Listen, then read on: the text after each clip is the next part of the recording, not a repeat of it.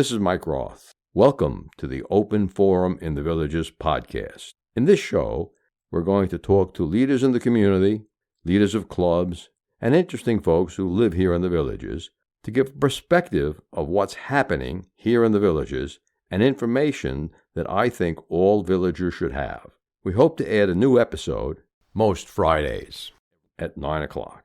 We are making a change soon. All of our shows will be distributed by a single podcast syndicator, Buzzsprout, both the old shows and the new show. We are also changing our subscription plans. Now you will be a supporter by simply making a subscribing via Buzzsprout. You can make a contribution of any amount that you'd like. We'd suggest $3 a month. If that's too much for your budget, you can pay less, or if you're really enjoying what we're doing and want to see us continue, you can pay more. This is going to be a subscriber-supported podcast. We are making this conversion to make it easier for everybody. And all of the subscriber-only episodes that were available on Apple Podcasts will now be converted to the Buzzsprout channel, and everyone can go ahead and listen to those.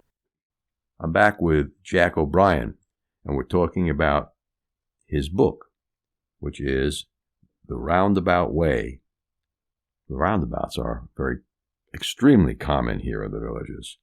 In fact, some people even complain about them, but I kind of love them because there are very few traffic lights as opposed to operating on city streets. And for moderate to light traffic, they're far more efficient in getting you from point A to point B than traffic lights, where I grew up especially.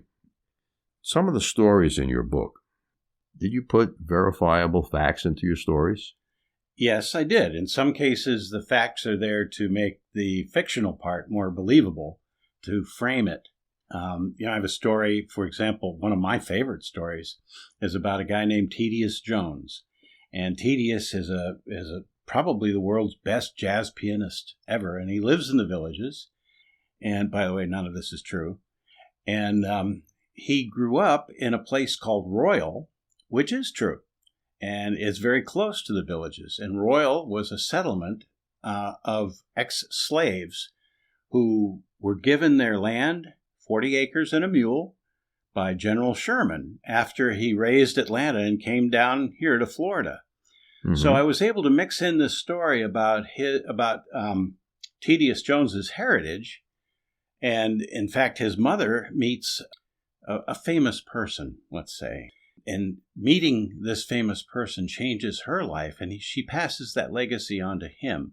So he turns out to be a very successful jazz pianist, very talented man, and he has a nice family here. And this tells the story about him and his love of music and love of family. So by surrounding my tale with real stories and real facts, things that really happened, it, I think, adds a dimension to the story. How many different stories are there in the book? It looks like it's got about 250 or 300 pages. Yeah, it's almost 300 pages. There are about 24 stories. The initial story explains the title, The Roundabout Way, so it's in there more as a foreword to the book. Mm-hmm. But The Roundabout Way has a double meaning. As you point out, it's iconic in the villages. The roundabout is everywhere. And the other point is that as we age, sometimes it's difficult to explain the things that we experience. So in a way, I wanted my book to be all the things you don't know how to tell your kids about getting older. And, that could be a wide variety of stuff. And sometimes you have to say it in a roundabout way. Mm-hmm. So that was the source of the title. Mm-hmm. Your experience in radio, were you on the air DJ?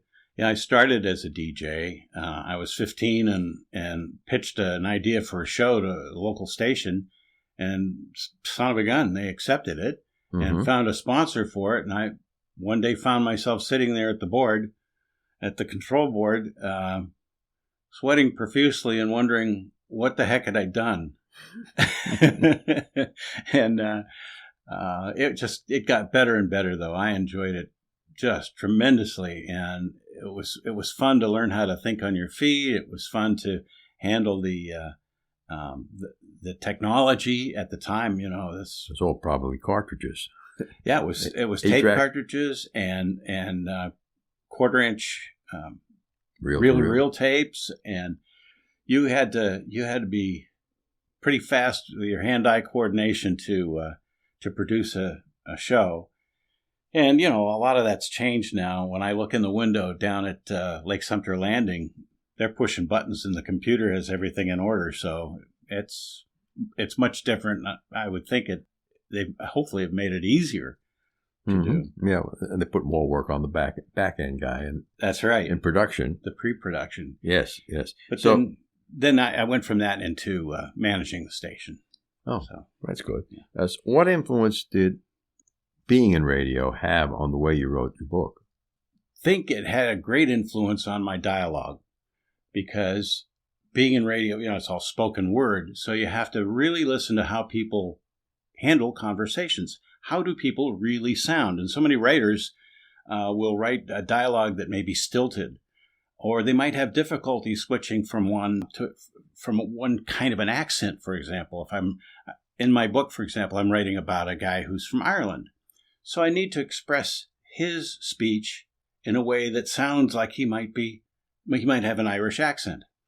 And or there's another occasion where there's a story called Lunch with a Bear. And the woman who has lunch with a bear has a southern accent. Lunch for the bear?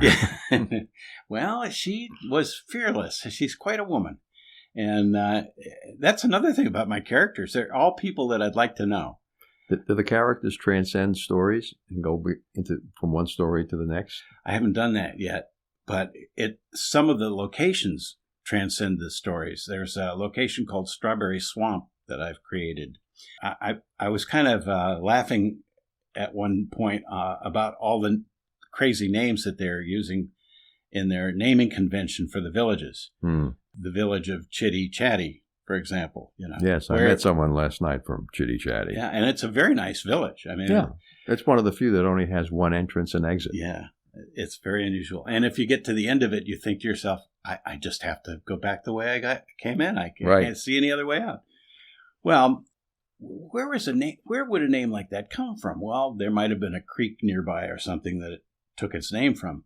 But I thought, it's kind of crazy, so I'm going to come up with a name that is kind of nice and sweet, but also kind of like, what? So that's where Strawberry Swamp came from. Oh, okay. This neighborhood on the maps is called Bamboo. Bamboo. Mm-hmm.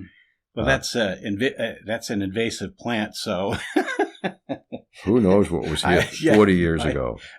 At least they didn't call it poison ivy or something. Mm-hmm. So, as a self-publisher, I'm sure you didn't hire a separate marketing company to help you market your book. You probably figured you knew it all. So, your marketing experience helped you sell more copies of the book? I don't think it did, to be perfectly honest. Confessions of an ad agency executive. And I'll tell you why. This is a unique product. And it's a whole different kind of animal that I hadn't handled before. I had no experience. Nobody paid me to go to school on their product and learn how to do it. But I did. I was able to, because of my experience, look at this marketplace and understand it, I think, better than someone who didn't have the experience. So I had some idea about what would sell, where to go. For example, I went to Barnes & Noble and I told them, I said, I just want to introduce myself. I've written a book. This was just before Christmas, and it's about the villages, and I understand that I may not be able to get the book in here, but I wanted to come by and offer myself to do any readings or book signings or anything. And the woman said, let me see the book. And I showed it to her, and she said, we want this book. So, one of the lessons that I learned in the advertising business is you've got to do the work. You've got to hit the ground. You've got to walk into places. You've got to be willing to sell and talk to people and understand what their needs are. And it works for this product like it does for other products. Mm-hmm. So in that way, I think the experience helped. Have you used social media at all to sell the book? Yes, I did. When I launched the book, I had a website. which is down right now because it needs to be revamped. I used Facebook and created an identity on Facebook for the purpose of promoting the book, and it helped. It does. Yeah, it made a big difference. And a Twitter account for the book, too. Mm-hmm. So, my daughter published her own book about almost 2 years ago now. Yeah. And she has stayed with the social media and promoting the book, talking about the book. And most weeks she's got something on the web about the book. Yeah. And she's sold 6,000 copies of it, I think. Oh, that's wonderful. Yeah, for self-pub. I'm going to call it a semi-self-published book. Mm-hmm. She hired a internet self-published consultant to work with her to help her get the book out there. And she collaborated with a couple of people, and it's led to some television appearances. And oh, well, that's really smart. Work with the professionals, people who are in this industry and who have a track record. I think that's really smart. Mm-hmm. What's the single biggest thing that you've learned, Jack, from writing your book? When you said that, I immediately thought about content rather than marketing. And I think what I learned about content is you have to drop your ego. Mm-hmm. You're going to write a book and it's going to last beyond your years. Mm-hmm. Somewhere it'll exist. Mm-hmm. And that's a big deal. But if you really want it to be quality, if you really want it to be good, and you want people to read the stories and think to themselves, that had value to me, that was worth reading, then you've got to be willing to listen to other people. So when I go to my critique group and they say, you may like this line, you may think it's emotional and poetic and meaningful, we hate it. And you have to be willing to kill it. Okay. Yeah. So content is king. It is. That's right. Good. And your wife wrote 5 books. I know she's not here with us. Were they also self-published? Yes, they are. They're chapbooks, which in poetry means that she went to a publisher who works with poets, and she paid a little bit of money to get it printed, and then they have a relationship where the publisher says, we will preprint a certain quantity, and then you can buy these from us and resell them. We'll stock them, and we will also try to sell them ourselves. So she's been very successful. In fact, one of her books that was written when she was in Pittsburgh is in the Pittsburgh History Museum's collection in the Smithsonian Institution with a Library of Congress book number. So she's done very well with her writing. Doesn't your book have a Library of Congress book number? It has an ISBN number that was assigned by, here it is on the back, this barcode. Yeah, it's a barcode. Yeah.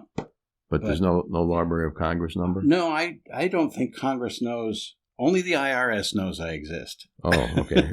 They want to check your tax return. Yeah, that's right. So many hundreds of thousands of copies have sold. That's right. They don't believe it was 500. I know they don't.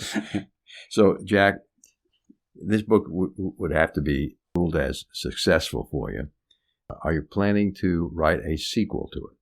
I'm thinking about a sequel, and I've written some stories in case I get to that point. I'm working on another totally different kind of book now, a novel. Mm-hmm.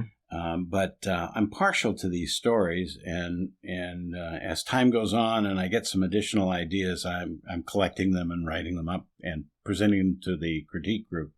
So, yeah, I may very well do that. Good. Yeah. Thanks for being with us, Jack. I enjoyed it very much. Thank you, Mike. Good. We are making a change soon. All of our shows will be distributed by a single podcast syndicator, Buzzsprout, both the old shows and the new show. We are also changing our subscription plans. Now you will be a supporter by simply making a subscribing via Buzzsprout. You can make a contribution of any amount that you'd like. We'd suggest $3 a month. If that's too much for your budget, you can pay less or If you're really enjoying what we're doing and want to see us continue, you can pay more. This is going to be a subscriber-supported podcast. We are making this conversion to make it easier for everybody. And all of the subscriber-only episodes that were available on Apple Podcasts will now be converted to the Buzzsprout channel, and everyone can go ahead and listen to those. Remember, our next episode will air live Friday at 9 a.m., or should I say pre-recorded, but that's when it will be released on our regular subscriptions. Bonus subscribers can get early access to episodes. Should you want to become a sponsor of the show, contact me at mikeroth@rothvoice.com. If you know someone that you think should be on the show, send me an email at mike@rothvoice.com. I want to thank everyone for listening to the show. The content of the show is copyright by Roth Voice 2023, all rights reserved.